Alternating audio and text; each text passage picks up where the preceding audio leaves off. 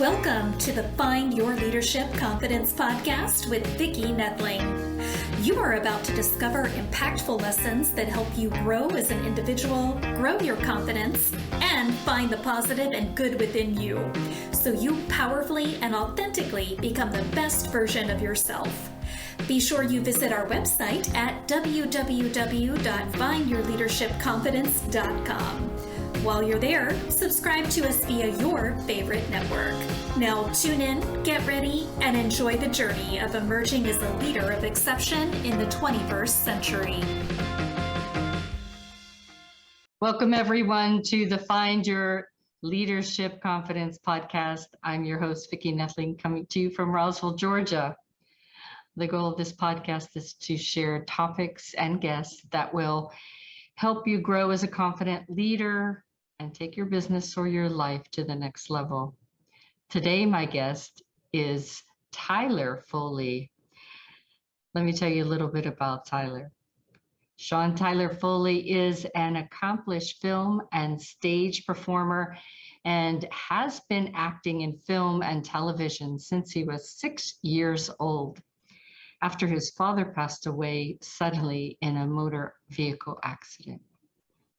He has appeared in productions including Freddy Vs Jason, Door to Door, Carrie, and the musical Ragtime. So there was like two different extremes, honestly.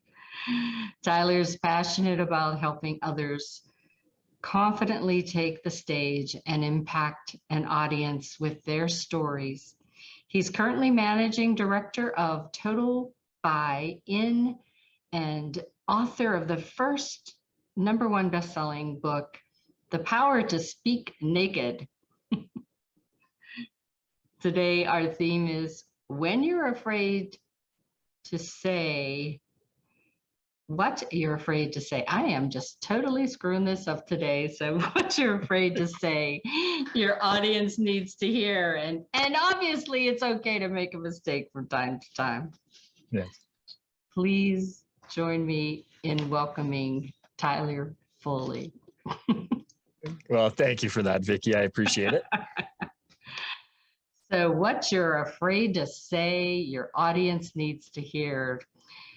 That could probably take us down many, many roads. But first, let's talk about something that's easy, an icebreaker. Where do you call home? Where do you live? I live in Calgary, Alberta, Canada. And it's a joyous place to be, right on the cusp of the foothills of the Rocky Mountains and the Great Plains. So to the east of me is nothing but wheat fields, and to the west of me is incredible scenery and mountains, and I get to explore both. Oh, wow. Bet you can get some great photography there. Oh, yeah. It's not only is it stunning photography, but it's also incredible cinematography. We have a very large and vibrant film industry that comes here. A lot of movies are filmed, and film and TV is done in and around the area because of the just natural beauty. I mean, we have Badlands that can very easily double for, very arid desert type areas, and a lot of like the river valleys and stuff like that. And then we have massive mountains and beautiful pristine lakes, and then massive and untouched wheat fields. So, everything from Ghostbusters, the newest Ghostbusters was filmed here. HBO is currently in town filming The Last of Us, which is their big TV series, which is, larger and even bigger budget than what they were doing for Game of Thrones. So it's a really vibrant community right now, and I'm very blessed and very lucky to be here. Yeah. There's, nothing to be more grateful for than to be able to walk out your door and see just all that wonderful land and landscape. Makes you appreciate life so much. So what do you need to do to make your profile headline be so important that people will take notice of you? Well, I think the first thing is to embrace who you are. So many people try to create this PR spin image of themselves. And I know I was guilty of it too. When I retired from acting at 25, because I'd been acting since I was six. So yeah. At 20 years old, Yeah. 20 years into the career, I did what everybody does, and I retire. I remember desperately trying to hide any hint that I had been a performer and an actor off of my resume. And inevitably people would just figure it out. Mm-hmm. And it didn't help too that I had done some modeling. And so every once in a while, somebody would be flipping through a magazine and see a picture of me, or I'd be on a subway billboard or something like that. And people, is that you? It'd be like, yeah. And they'd be like, well, why do you do that? And then it always you always end up having to explain it. And what I realized was the more I tried to like push that down and hide it, the more it was, it surfaced. It's just very much like the Telltale Heart.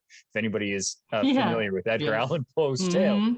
And, you try to bury those secrets and they're always going to surface. So to first thing to have a really compelling profile or very captivating kind of headline is to, really go to the heart of who you are. Mm-hmm. And for me, dynamic performer and engaging speaker, right down to, even the title of my book, The Power to Speak Naked. It was like, what is the one thing that is going to grab people's attention? What would you preach? And that really came to the forefront that way. Yeah. And no pressure, but once you get their attention, and then you have to hold it, you have to sustain it with the content and the passion and the, truly captivating that audience.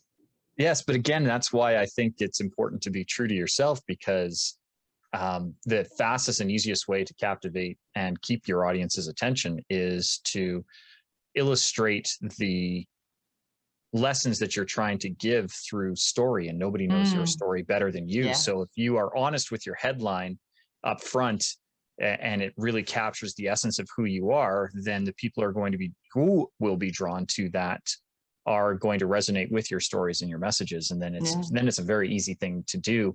You just have to be you and tell the world how you see the world through your eyes and explain it that way. Absolutely. Yeah. I know whenever I coach people, it's, tell me your story first. Let's spend the next month or two talking about what you know, what you love, what you believe in, because then I can see where your strengths are. Then I can see, what I have to work with. And it allows you also to build that relationship, to be comfortable with one another. And that's what you want to do. You want your audience to feel like, they're talking to your best friend, and it's cool. And you can mess up somebody's name and not feel so bad about it, because it's like, well, I didn't die from it, so we can go on to the next thing. Lessons learned, and we move on. And that's, it's the great thing. Yeah. And it, even live, I think one of the other things too is that I've been on stage now for almost 4 decades. I have never given a perfect performance or speech. That's 4 decades worth of work, hundreds, if not thousands of stages that I've stood on. And one of the beautiful things is getting to learn from each one of those. The times where you come close, figuring out what went right and duplicating that. And then, being honest with your audience, hey, I just messed up a little bit there. So let's back it up and recorrect. And that's perfectly okay too. I think an audience would rather you be authentic and own your mistake than to try and pass it off like it never happened. Yeah. And that kind of leads me really nicely to the next question, because it's, how do I get over stage fright? And where does that stage fright actually come from? Well, and that's a question. So stage fright, first of all, very real thing. People genuinely do experience stage fright. Where most people get confused is saying that they're afraid of public speaking. And that is actually not true at all. Very, very, very few people on the planet are actually afraid of public speaking. Does that exist? Yes. But is it a phobia that is present the way that most of us perceive it? No. If we were actually afraid of public speaking, commerce as we know it would collapse. If anybody has ever been to a restaurant and ordered food, you're not afraid of public speaking because you spoke in public. Not only that, if you didn't know your wait staff, you very likely spoke to a stranger, and you asked if you got the food that you had asked for, you received what you asked for. So this misconception that we're afraid to speak in public, we're afraid to speak to strangers, and we're afraid to ask for what we want is completely and totally null and void if you have ever been to a restaurant, talked to a waiter that you didn't know, and received the food that you wanted. And the reality is stage fright is coming from a fear of public judgment. This fear that when we put ourselves out there, that when we express our point of views, or when we give people a glimpse of who we are, that we will be negatively perceived, that we will be negatively judged, we may be misunderstood, and we will somehow be less than. Which is hilarious because, as most people know, if you've been given a platform and a stage, you are instantly viewed as an authority. So you're not less than, you're in fact more than, as a perception goes. And it's really embracing that. So the fear of public speaking is not a thing, but the fear of public judgment is, and that is what leads to stage fright. And so if you want to get over stage fright, the thing that you actually need to get around is this fear of public judgment, this perception that people will be viewing you negatively if you are the center of attention. Mm-hmm. And kind of getting to the root of where that all came from, which obviously usually is from our past, whether it be our family, our teachers, or friends. Well, and it's funny that those are the first two that come to mind, because the majority of the clients that I work with, that's usually the two scenarios. You've either grown up in a environment where children were to be seen and not heard, and that was regularly reinforced through various different disciplines, where you had a negative association to the use of your voice and were positively reinforced when you didn't speak up. And that created this underlying pattern that my voice doesn't matter, or that I need to diminish my voice so that I can be accepted publicly and socially. The other very, very common incident is somebody being called upon, usually in an early elementary grade, and by a teacher when they were not prepared, and either saying the wrong thing or just not knowing what to say, period. And usually the class laughing at them, a very negative association with a frustration of knowing what to say or how to say it, or having said a thing that was perceived to be wrong. And therefore, again, that association comes with, if I just don't speak, I am safe, I'm protected. And it's the irony is it's usually only one or two incidents that create that patterned belief, where if you look at the number of times you regularly communicate with people and you're not shut down for using your voice, but we never perceive that. It's always those really impactful ones that set the tone for how we go forward. That's where I'm incredibly blessed to have taken the stage at 6 years old before I really had any fear developed around it, right? Fear is a learned behavior. Anybody who's had small children knows they have no fear of anything. And you have to say, this, you can't do that. This is dangerous, or this, and it's through learned behavior that we understand where fear needs to come from. And so for me, I didn't understand that I needed to be afraid of an audience. In fact, my first interaction with an audience was joyful, pleasurable, and incredible. It's a high I've been seeking my entire life after. To have received a standing ovation at 6 years old is just an awe-inspiring thing. And I also had the good fortune to be raised in a household where my opinion was solicited and valued, and I was encouraged to speak.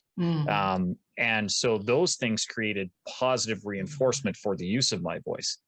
I'm also incredibly blessed to be a white middle-class male. So I have never really experienced anybody trying to oppress my voice for any reason. I just am default to being able to use my voice. Right. So all of these things have created an environment for me where I am comfortable speaking. And now it's my mission to make sure that everybody can experience that same feeling. Yeah, absolutely.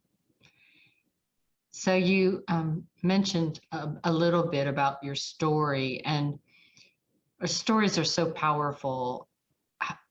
I think it's so important that we know what our passion is, and that is to answer the question of what's your why. So how do you discover your why, or how did you discover your why in going from acting to, okay, now what's next? How did you discover your why?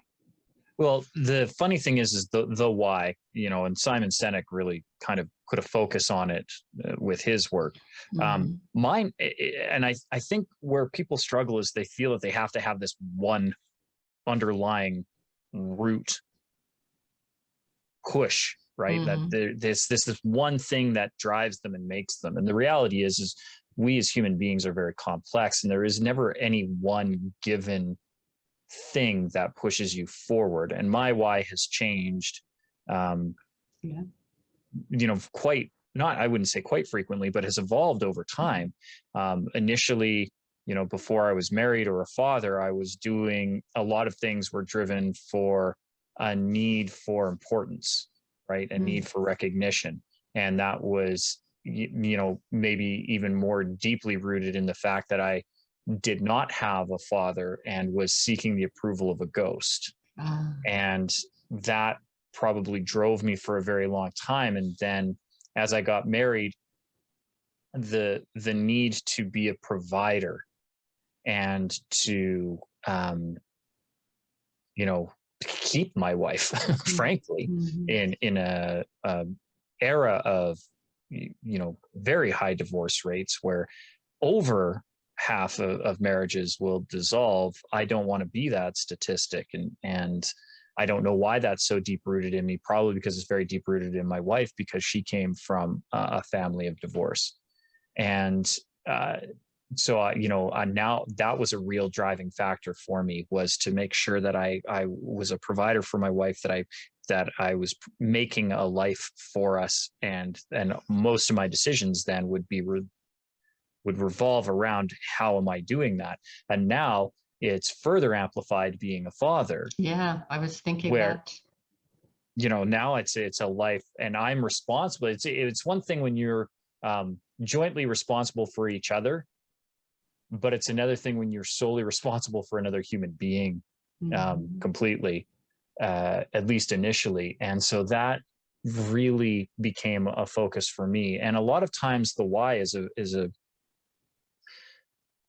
very simple thing, like what is that root driving motivator? And if you can really drill down to what your core values are, that usually gives some pretty good insight into why you do the things that you do.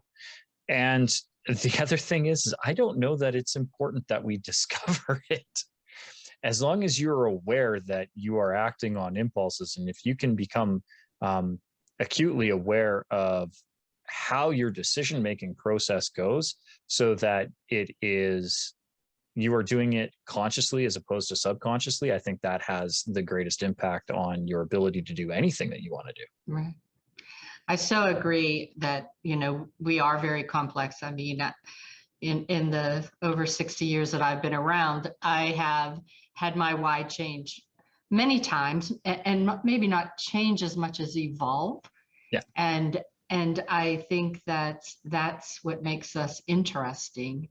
I have this job, and then I have my project management job, and then I have my anti-aging job, and all of those fulfill me. And I think that's what our why needs to do. Yeah. It fills that, fills your soul, I guess. And one of those things is a lot of times you'll find a common thread in between them. So again, for me, for a time, it was definitely significance. Like I Mhm. wanted significance, and all the things that I was doing, I was still trying to have a title and prestige. And that significance has evolved where I still enjoy recognition, but it isn't the underlying base motivator for it. Now it is a real need to for service. I Mhm. find great satisfaction in service now. And Yeah. again, that evolved with around the time of my daughter's birth, where it didn't it made it very clear to me that it didn't matter what my status or my title was, or how many likes I got on a post on Facebook, or how many people attended one of my seminars. All of those things were irrelevant metrics and frankly out of my control. What was in my control was when those people did show up, how did I serve them? Mhm. And if it was only 3 people who watched a video on Facebook or LinkedIn or YouTube, did they get value when they stopped Yeah. by? And the more I focused on that, the more those vanity metrics grew. And the less and less I cared about it. It was really, Mhm. really quite strange. In fact, even I revived my film and television career. My agent had phoned and said, we've got a lot of work that is now happening in the area. Would you be interested in auditioning to some of these things? And I said, sure. I didn't. And the thing is, I stopped caring if I booked the role. And Yeah, that's ironically, when I stopped caring if I booked the role, I've booked more in the last 3 years than I did in the previous decade and a half. yeah. I find myself, and now I have 2 grandchildren, and all my life, when I had my 2 daughters, and I started to do things to make them see the possibilities. I came from a family, and my parents are still alive. They're going to be married 66 years, and I just yesterday celebrated my 43rd anniversary. And I try to do things that will show my daughters that they can be anything they really put their mind to, as long as they do the work, and it's something that they love. But for my grandchildren now, I find that as I talk to them and work with them, it's I just want to keep on making sure that I'm not setting limits to them by Mm-hmm. saying things that might make them not be confident. I'm just, I guess, because this is what I do now, but I'm just so much more aware of how our words can be so impactful, Yeah. and positively or negatively, right? It's one of the things that I am very hyper conscious of, even in my interactions with my daughter. She'll be turning 7 at the end of July. Oh, And,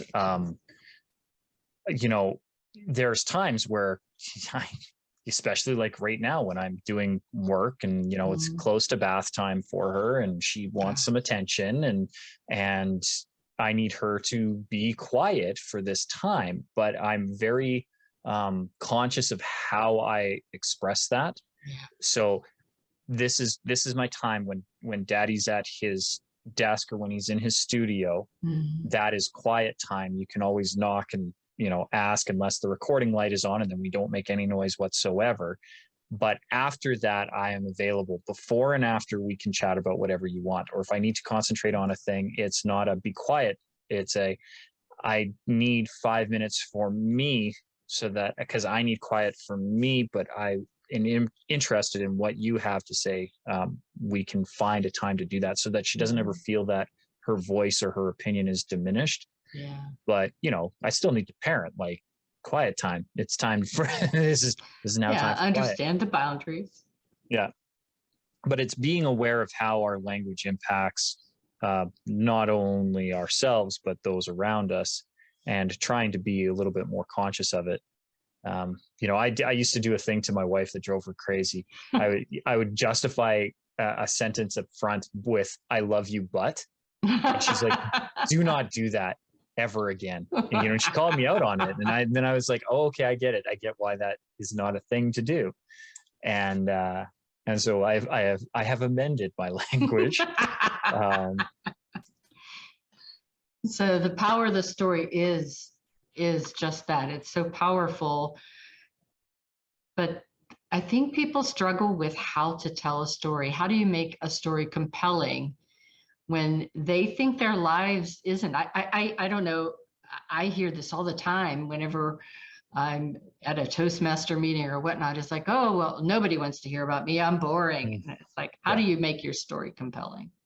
Well, so the first thing is to recognize that everybody does have a story. Everybody has a story. In fact, everybody has many, many, many stories, and we just tend to minimize or diminish them because usually in that result, we're doing a comparison to somebody else and forgetting that there are people who compare themselves to us and wish that they were us. There's somebody out there, no matter where you are in life or what your station is, somebody is going, well, they're better off than me, you know, and it doesn't take much for envy to creep in. And that's usually where those comparisons and our diminishing of our own self-worth comes from. So the first thing to recognize is that you do have a story. In fact, anybody listening to this right now, Vicki, can do a very quick exercise that I do in every one of my workshops. And that is to take your age, round it to the nearest 5, whether that's rounding up or rounding down. Take that number and divide it by 5, and that will give you 5 even time periods or epochs in your life. So if I was to do this exercise right now, because my birthday is coming up, right now I'm 42, so I would round down to 40, divide by 5, and that would give me 5 even time periods of 8 years each. Next month, if I was to do this, I would round up to 45, divide by 5, and that would give me 5 even time periods of 9 years each. And if anybody's out there, because there's always the A type who is like, no, but that's not precise. If you need to have the precise value, if you had to round down, take whatever that remainder was and tack it on to the beginning time period. So for me, that 8 years would become 10. And then we tack on 8 years after that for each one. And if you had to round up, you subtract what you rounded by. Again, it's only going to be 1 or 2 from your last time period, because it's usually hard to remember what happened our first 2 years of life, but we can remember what happened last year fairly quickly. Yeah, true. So if you do need to be precise, you can do that. If you don't, just stick with the 8 years and be happy, right? And when you get to your last time period, just be like, and then this one. And then for each one of those epochs or time periods, ask yourself, and you can only take 30 seconds per time period because it needs to be the first thing that pops to mind. Because if it isn't the first thing that pops to mind, you're overthinking this and you're overdoing it.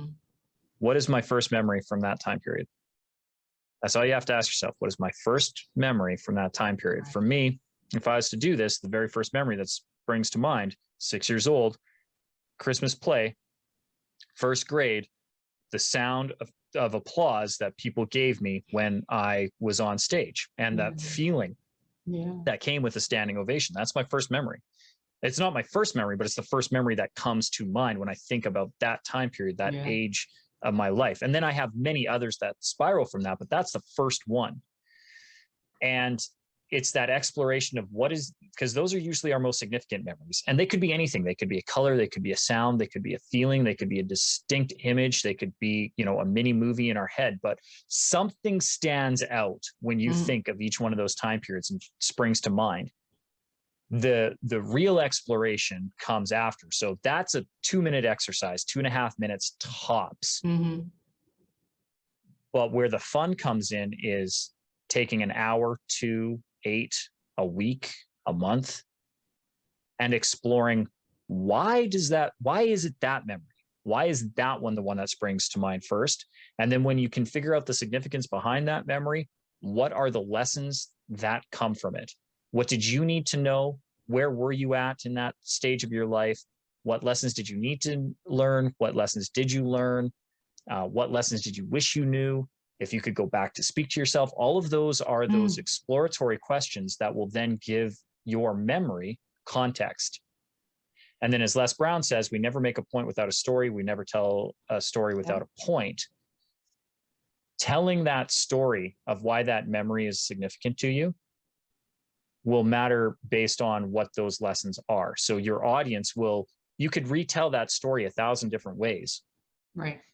And highlight a different point of it to impart a different lesson, depending on who your audience is and what your audience needs to know. But everybody has at least 5 stories, guaranteed. Yeah, for sure. And to make that interesting, to your other question, where most people get storytelling wrong is they try to be the hero of their story.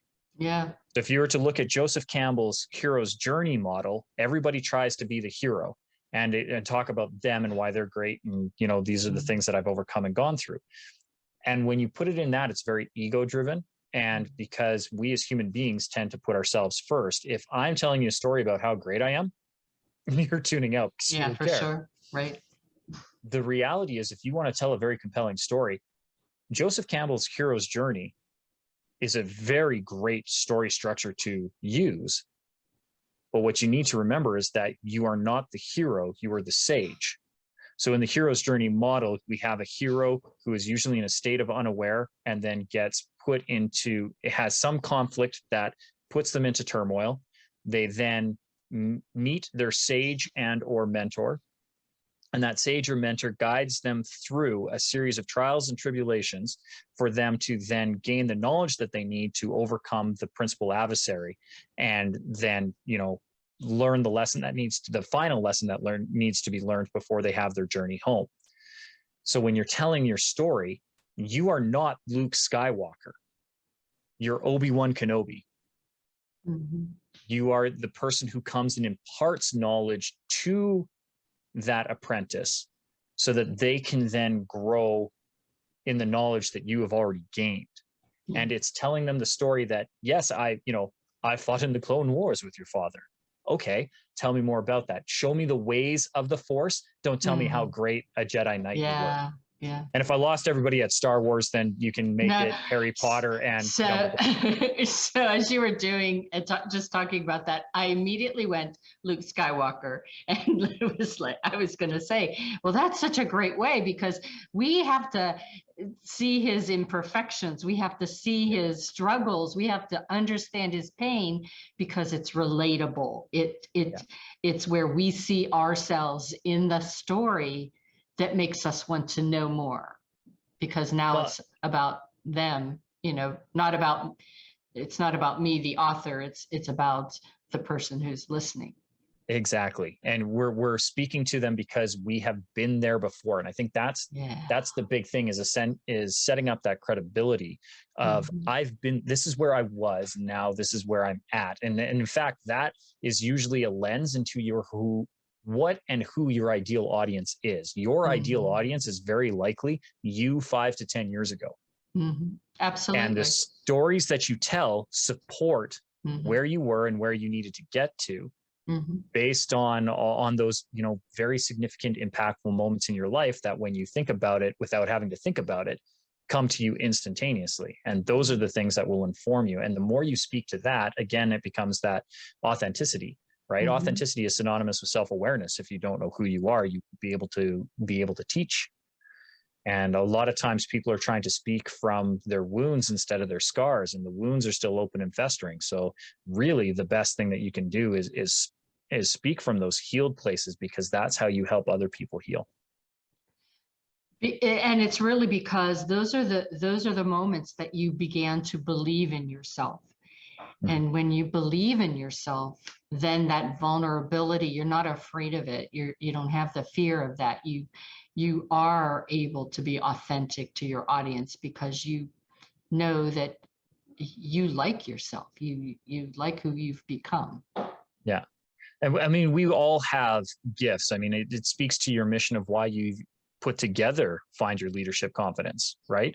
That everyone has a gift, and it's our true calling is to leave the world a better place than where we found it, based on those gifts that we have. I remember reading a wonderful story. I just had my 25th year high school reunion. And so high school reunion stories have been popping up because I was saying reunion a whole bunch and Google was listening. And I read a wonderful story about a boy who, I can't remember if he was autistic. He was on the spectrum, I believe. And his comfort was yo-yos. And he used to love yo-yos. Very awkward, and was picked on a lot in high school because of yo-yos. Anyway, he goes to his 20 or 25-year reunion, and everybody's kind of like, who are you? And, trying to remember. And this now man had dedicated his life to learning the yo-yos. And somebody asked him, he said, oh, I remember you. You're the kid with the yo-yos. He's like, yep. He's like, do you still do the yo-yos? And I guess he pulled out this custom-made titanium yo-yo and started doing tricks at the reunion. And everybody gathered around and watched him. And everybody, whether they used to pick on him or support him or didn't even know who he was at that point, embraced him and were so happy to be entertained by this true talent that he had. And that's somebody who, knew what they loved and just did the thing that they loved and didn't care what anybody else said or thought or did. Can you imagine if he hadn't have pursued that because everybody in high school beat it out of him? Yeah. But this was a thing, and we all have that gift. We all have that gift. Like I said, I tried to hide the fact that I was a performer for years and years and years. And it wasn't until I found that through line of what makes me successful and when am I successful? What am I doing? And when I am not as successful, what is it that I'm doing or not doing? Yeah. And what I found was I'm successful when I can speak. I'm successful when I can perform. And when I try to hide that, when I try to diminish that, when I try to make my light less bright, that is when I typically have my biggest struggles. And so I've just had to embrace it. Yeah. Awesome. I think that kind of covers, whenever we think of ourselves in business now, one of the first things that our coaches usually ask us, okay, well, let's figure out what your client avatar is. How do you determine client avatar? Yeah, and it's exactly what we had talked about earlier, that it's you 5 to 10 years ago, ideally is probably who you're going to talk to. And if for whatever reason that doesn't resonate with you and you're like, no, Tyler, that is 100% wrong, I will say, okay, the other way to determine your avatar, and I've used both of these very, very, very successfully to reach the people who need to be reached. Your other avatar, if it's not you 5 to 10 years ago, is who comes to you the most and what advice are you asked the most, and be very specific. For me, the question I get asked the most is, how do you do that? And it's in the context of how is it that you can just get up on stage and talk to people without even blinking? And the people who ask it to me the most are typically female entrepreneurs and C-suite business executives in typically mission-driven enterprises, so charities or businesses with a high social component, and who have been placed into a leadership position out of their passion for the work, but who do not feel confident in the authority that they've been given with the title. And that is typically who comes to me the most for that one bit of advice of how do you do what you do.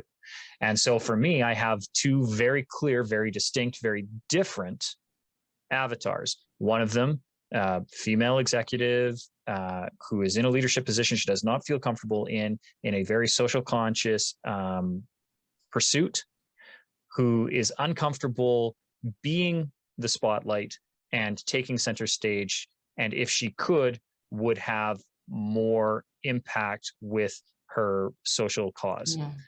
And then the other one is a creative entrepreneur, male, mid 30s to 40s, who is struggling finding stages, but is very confident being on stage. Because that was me. I just didn't know. I didn't have the direction on how to get there. I knew that I wanted it. I just didn't know how to get there. And so I have two very distinct and different avatars that require different needs. And so, we have different avenues for each one of those that come in to my business and into my funnels. But it's knowing that those are probably your two biggest ways of discovering your avatar. who are you 5 to 10 years ago and speak to that, and who comes to you the most for advice and what are they asking, and then replicate that and deliver it. Perfect. So I have to, for this next question, it kind of goes back to all of my 25 years of Toastmasters, because these are questions that I get all the time as a mentor. How do I give a better, more engaging presentation? That's very simple. First of all, don't be worried. Despite you being in Toastmasters, if you are Toastmasters, this will ring true to you. Don't worry about your filler words. I've probably used at least 12 over the course of this interview, if not more. You didn't care, and neither did I. So if you're using it, it's a natural part of speech. Don't use them as crutches. We shouldn't. If you notice that every other word is that's a problem. Right. Being paranoid about ever using a filler word is going to be detrimental to you. Your audience won't notice if it's a part of natural conversation. The real key to being engaging is your presentation and your speech is not about you. Your presentation and your speech is about your audience. Somehow you need to leave that audience better than how you found them, whether that's providing them education or an experience, or even just making them laugh or taking them away from where they are for a moment. You need to leave your audience better. And so if you want a more engaging presentation, you want to bring your audience in, bring your audience in. Don't talk to them. And one of the worst things that you can do is memorize your speech point for point for point. Do not do that. That is an invitation to your audience's lobotomy. Whenever, yeah. Go ahead. I was just going to. You finish, Vicky. No, I was just going to say, when I work with the youth, that's one of the things that I have to unlearn them, is that the best speech they will ever give is a conversation. And yes. I never want them to, you can just write down 3 things on a sheet of paper, and that's the only thing I want you to memorize, because each of those things, you have a conversation with me, a story about each of those things. So much. And what I like to explain to all of my clients and anybody who will listen, though, and it is those bullet points. Those bullet points are the waypoints along the journey that you're going to take your audience. Those are the places that you know you need to take them to. The advantage to having waypoints is maybe sometimes you have to skip over one. Yeah. You know, you can't get there. The bridge is down. You can't cross that river. And if you are locked into a speech, you are limiting your ability to traverse and portage around the obstacles that come towards you. You know, if I needed to come visit you in Georgia, I have 1,000 options. Yeah. And, you know, the nice thing is, for those who believe it, the globe is round. And so I have multiple directions that I can set off and still end up where you are. And I have various modes of transportation, but when I get locked into a script, it's like me saying that I'm going to rent a Cessna from the Calgary International Airport and fly down to you. And the problem with that is I'm betting you don't have a runway at your address at Cessna. So you can't even serve me when I get to the end of that point, and therefore I haven't served you. And where the reality is, maybe I hop in a car and maybe the border is closed. So then I drive east and or west to my nearest water port. And now I get onto a boat and I start going around. And when I find my port of entry, now I rent a motorcycle or a moped, or I get a pedal bike because gas is just obnoxiously expensive and I can't afford it right now. All of these things become options, and that's why we have waypoints. These are our bullet points. I know that I need to talk about this, this, and this. If I need to, I can abandon 1 or 2 of those as long as I get to the end, right? Yeah. It's getting your audience to that end destination that's important. How you get them there matters less. Locking yourself into a script gives you only 1 mode of transportation and 1 way of getting there. If you give yourself bullet points, you have waypoints that you can hit along the way, which is always great because eventually the kids need to go to the bathroom and you need a break. So if you're locked into a script, there ain't nobody pee until we get there.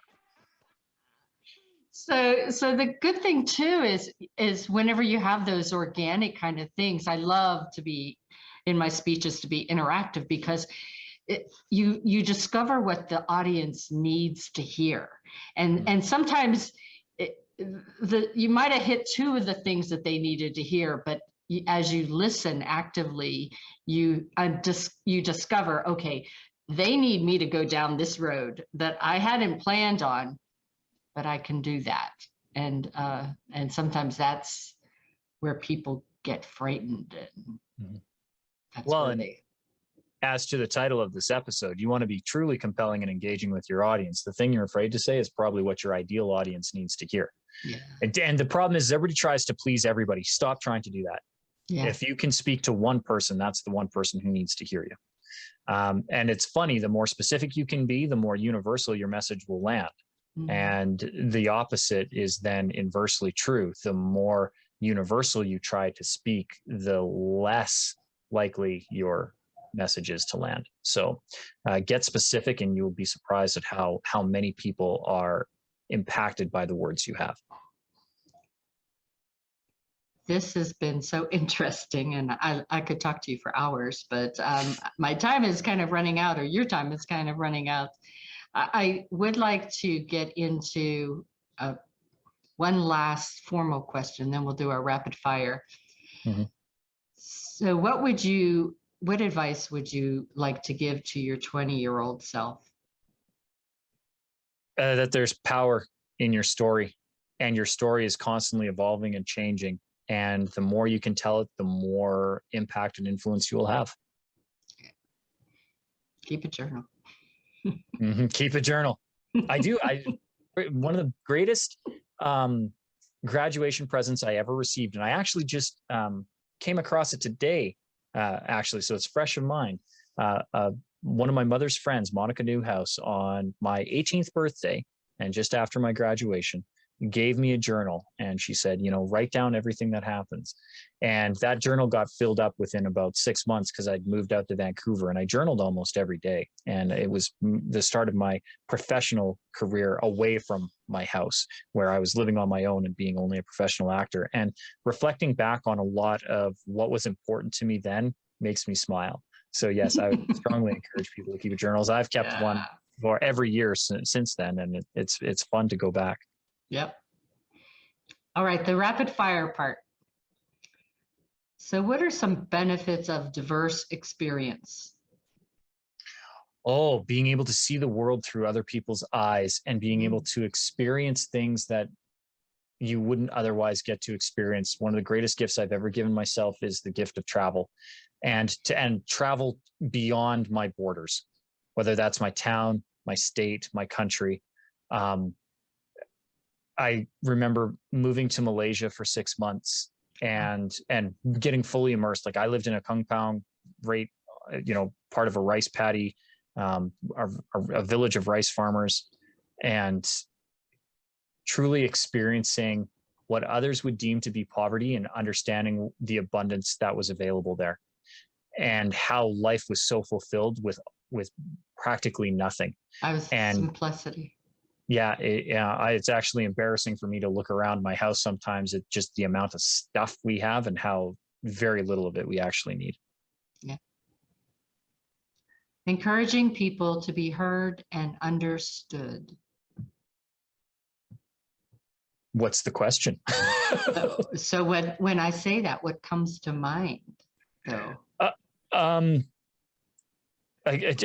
important, let's do it this way. How important is it to you in your life right now that your mission is to encourage people to be heard and understood?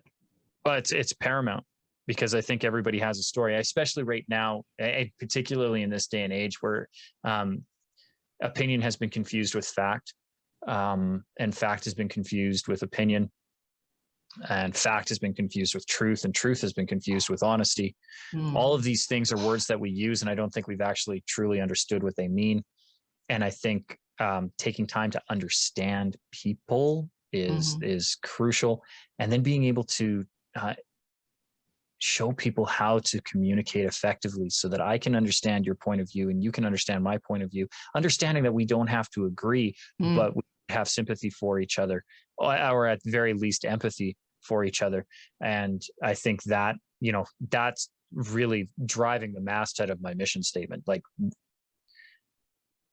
finding harmony through communication, I think, is how we're going to solve a lot of these issues, is when we get back to actually being able to communicate as opposed to talk at each other, to actually listen to each other.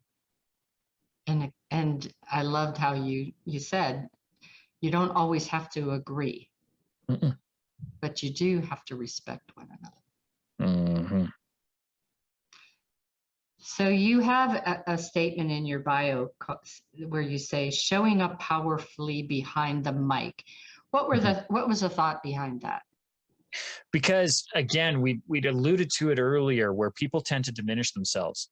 And if you are given a platform, a microphone of any sort, whether that's a Facebook Live, whether that's a presentation in the boardroom, or it's an actual microphone on a stage with a large auditorium or a small intimate group, I want everybody to feel like they are the authority that they actually are, because otherwise they wouldn't have been given that platform. Even if you've given yourself that platform, especially in the age of social media, somebody is watching. And if that somebody is watching, how are you serving them? So I want you to be able to show up powerfully behind that microphone each and every time so that you can serve that audience, however small or large they are, to the best of your ability. And that's stepping into your greatness, understanding what your gifts are, what is going to allow you to be authentic, which will allow you to be powerful and take advantage of your gifts so that you can do good in the world. One person at a time. One person at a time. And oftentimes that first person is you. Yeah, very true. The last 2 years have been crazy. I think there's been a lot of opportunities, a lot of pain, a lot of things that maybe we aren't so pleased or proud of. But I think we have had a lot of lessons that we've learned. What have you learned in these past 2 years about yourself, your family? That everybody needs to be given a bit of grace, and that, nobody's perfect, including me. And I need to remember that each and every time. Like, it's real easy to hold judgment initially, but there's nothing anybody can't do that you haven't done or thought of yourself, even for a fleeting instant. And it's one of the great teachings that I learned from Dr. John DeMartini in taking the breakthrough experience was, there's a yin and yang to everything. And the more that we can recognize that we all have every trait that every other person has, that no one person is just one thing, and that everybody deserves at least a little bit of grace. They don't necessarily need to demand your time, but you do need to give everybody grace and understanding. Absolutely. And the last one is, what are you most grateful for now? For my health and my time, especially right now. I had to go down and speak in Dallas, so I had to cross the border, which meant COVID testing and all the rest of that at the end of May. And both my wife and my daughter came down with COVID 4 days before I had to travel.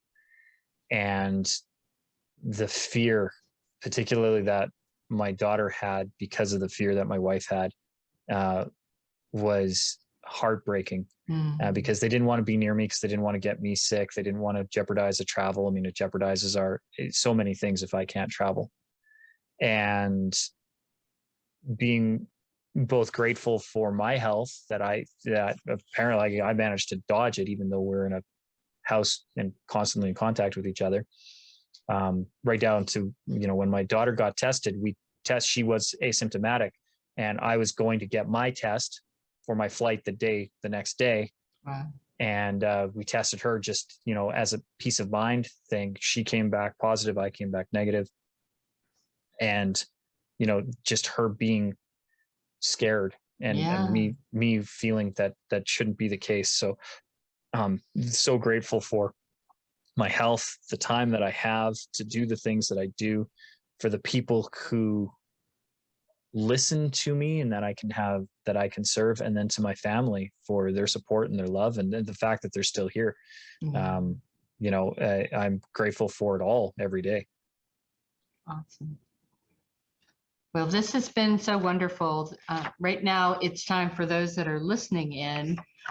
This is my warning that I'm going to share my screen. So get out your pens and pencils so that you can get Tyler's information and hear about what he has to give you. So his website is https://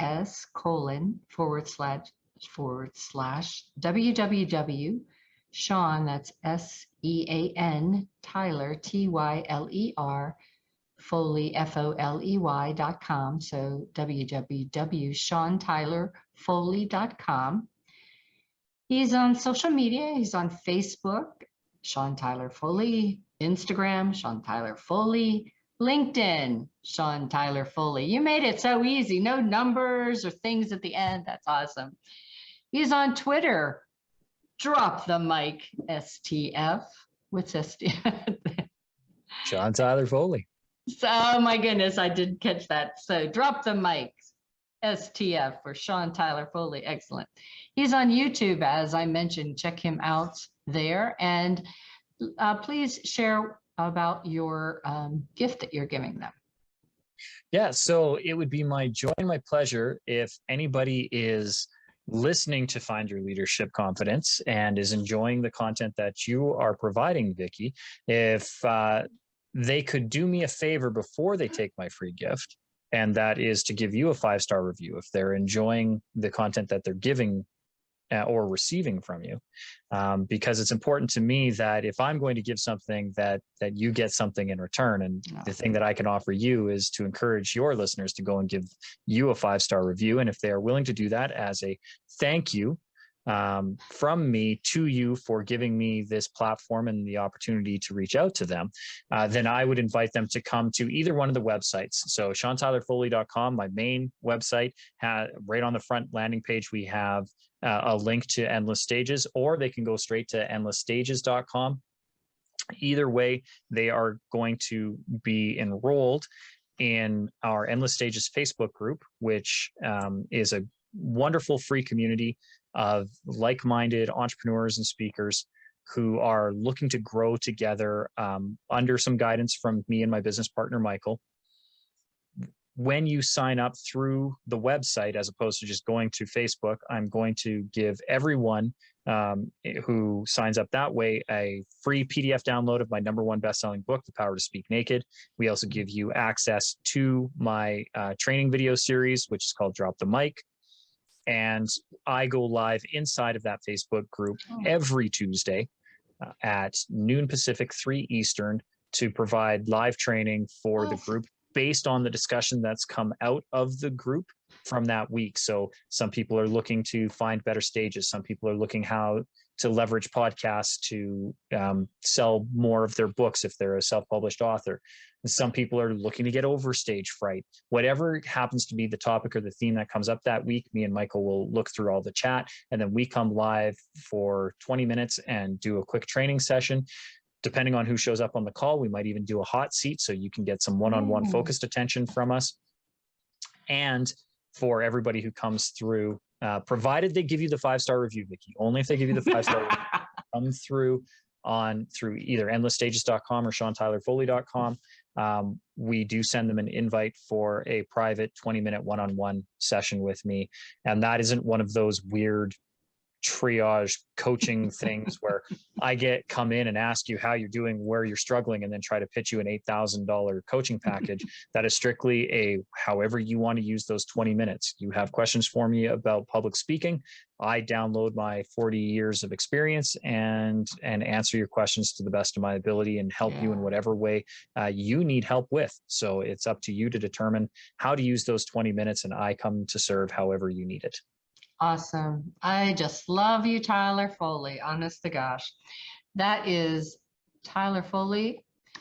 It has been wonderful. We have gone way longer than I normally do, but so many good things and so much wisdom in your young body. You're almost half my age. Okay, so there you go. But it's been wonderful talking with you. I wish you and your family all the best, and we'll definitely have to do this again sometime. And please do go to his website. Take advantage of that Facebook. That weekly training sounds like a wonderful gift. And I encourage you to comment on Facebook whenever you check out that site. Check out the YouTube as well.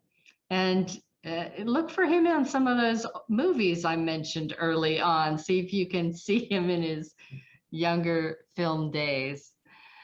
So until next time, remember, life is a journey and it's up to you to enjoy the ride. This is Vicki Nettling signing off. Thank you for tuning into the Find Your Leadership Confidence podcast with Vicki Nettling, where we share impactful lessons that help you grow as an individual, grow your confidence, and find the positive and good within you so you powerfully and authentically become the best version of yourself. Remember to visit our website at www.findyourleadershipconfidence.com and enjoy even more great episodes like this one. Again, while you're here, subscribe to us via your favorite network. We look forward to seeing you next time on the Find Your Leadership Confidence podcast.